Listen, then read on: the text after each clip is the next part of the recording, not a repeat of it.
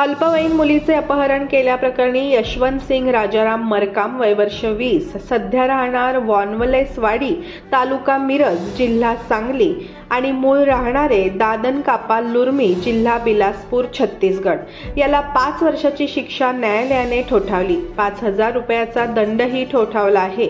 दंड न भरल्यास 6 महिने सश्रम कैद सुनावण्यात आली आहे।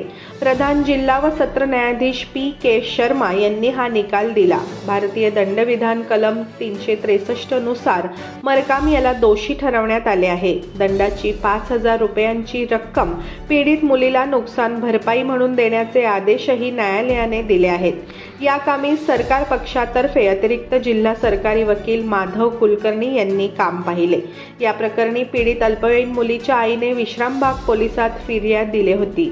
यशवंत सिंग यांनी 11 मार्च 2019 रोजी मुलीला लग्नाचे आमिष दाखवून फूस लावून पळवून नेले। तिला पुणे येथे नेऊन ठेवले। रेल्वेतून छत्तीसगड येथे घेऊन जाताना दौंड स्थानकावर दोघांना पोलिसांनी ताब्यात घेतले। पोलीस उपनिरीक्षक S.C. पाटील यांनी याचा तपास केला। मुलीच्या आई-वडिलांचा लोहमार्ग पोलीस दत्तात्रय खोत यांचा जबाब नोंदवला आहे।